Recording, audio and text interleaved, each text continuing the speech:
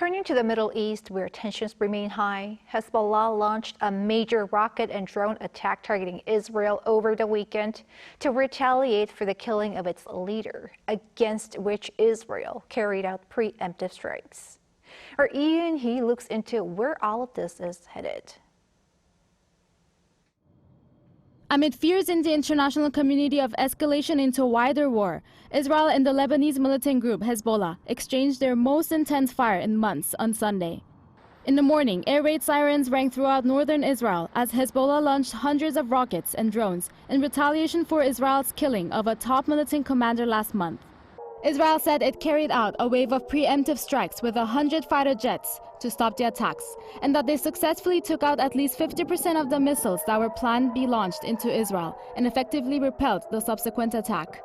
Hezbollah claims to have successfully launched over 300 missiles or drones at Israeli military sites. So both sides are satisfied with the duel, so the escalation has stopped for the time being. Sunday's attacks reportedly resulted in 3 deaths on Hezbollah's side and 1 on Israeli. Hezbollah asserted that this was only phase 1 of its attack on Israel, but confirmed no more attacks were currently planned. Israeli Prime Minister Benjamin Netanyahu warned that this was not the end of the story. The United States was not involved in the strikes directly, but helped track incoming Hezbollah weapons.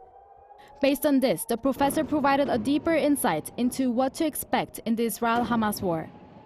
After the exchange of airstrike from both sides, United States announced the 2 nuclear power aircraft carrier, Abraham Lincoln and Theodore Roosevelt, will be on its duty in the Middle East.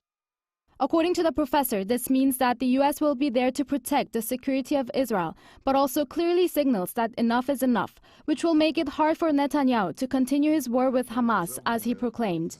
The U.S. position also complicates Iran's potential retaliation for the killing of Hamas leader Ismail Haniyeh, as any misstep could escalate into a direct U.S.-Iranian conflict, which Tehran wants to avoid but Israel might prefer. Meanwhile, Gaza's health ministry has reported that 71 Palestinians were killed in Israeli operations just preceding the attacks.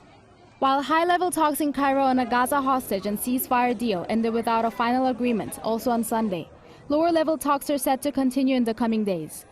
The death toll since the October 7th attacks has reached 40,405, with more than 93,000 Palestinians injured. Lee Eun-hee, Arirang News.